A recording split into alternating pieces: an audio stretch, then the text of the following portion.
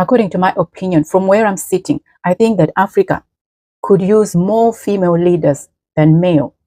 Africa needs more female presidents. It is because of what I've been seeing. I mean, the few female presidents that we have in Africa, to me, they seem to be doing great things. I mean, their decisions to me, first of all, they are quite decisive. They take no prisoners. They make no apologies.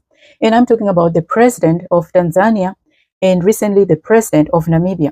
Those are the two female leaders that I have come to admire the most. And like I said, recently, Namibia's president rejected this contraception deal and she gave her reasons, which, according to my opinion, are valid reasons. And it also gives you confidence as a citizen to say, okay, we have our commander-in-chief who's got things taken care of, who's able to make decisions on our behalf. And she's female as well. And also recently, the president of Tanzania implemented major reforms to discourage the overusage of the US dollar domestically. I mean, when I read about that, to me, yeah, it gave me a bit of hope. Let me say, it really gave me hope to say, okay, at least in Africa, we have leaders who are able to make these kind of decisions.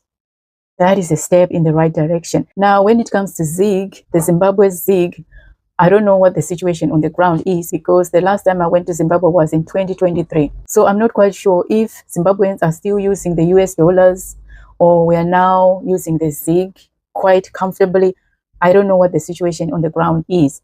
But I'm saying that if we can come to a point where we are able to use our own currencies, I mean, wouldn't that be nice? Wouldn't that be great for our countries? This is why I'm saying we need more female leaders like that in Africa.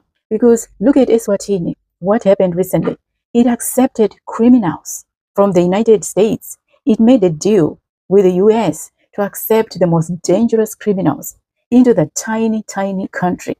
Make it make sense. Now, we have a lot of female leaders who unfortunately are not presidents, or let me say yet. But I see a lot of great female leaders who represent Africa on the global scale. Sometimes I listen to speeches, United Nations speeches, and how our female leaders speak with such conviction, with such passion for Africa. And when I'm comparing, I don't see the same kind of passion. I mean, I don't feel it. I'm sorry to say, but I don't feel it at all. And also there's another female leader that I want to mention. She's not a leader in Africa. She's a prime minister in Barbados. The reason I'm mentioning her is because unlike others, she has embraced her Africanness and she's proud to be African, her African roots. She's proud of it. And when I watch her, when I listen to her speeches, and when I see what she's doing, yeah, I can't help but to just admire. And at one point, I tweeted that I wish she could be the president of the whole of Africa. And I'm talking about Maya Motley. I mean, according to my opinion, she is that good. And these are the kind of female leaders we need in Africa. It is a shame she's not in Africa, but we need more like that. We definitely need more like that because unfortunately, like I said, I'm not seeing that greatness in men. So anyway, in conclusion, here's what I want to say. This is the message. I've said this before in some of my videos and I'm going to say it again. Africa's problems need African solutions. They need solutions by Africans. It is the only thing that is going to work.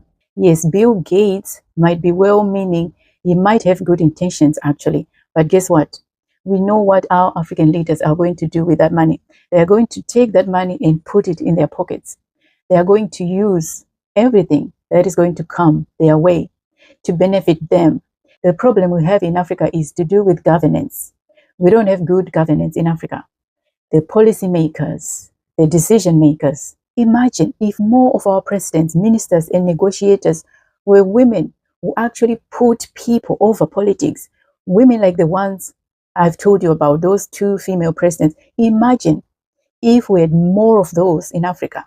I mean, yeah, it gets me excited just talking about it, thinking about it. And like I said, this is not about me rejecting help. I'm not saying that we should reject help. We all need help. Every country needs help for whatever reason. This is about choosing partnerships that respect our autonomy as a people, as Africans. It's about building systems that do not collapse because we don't have donors. It's about building systems that can sustain themselves even if we don't get help from outsiders. That is what it's all about. But at the moment, as things stand, it appears as if Africa, the systems in Africa, cannot stand on their own without donors from outsiders. This is where the problem is. This is where the frustration is. Africa can lead in science, health, and education only if we stop letting other people lead us. Other people keep leading us. This is why we are not leading. You only lead if you start leading. And maybe, just maybe, for us to achieve that, we should let more female leaders take the forefront. I mean, this is my opinion.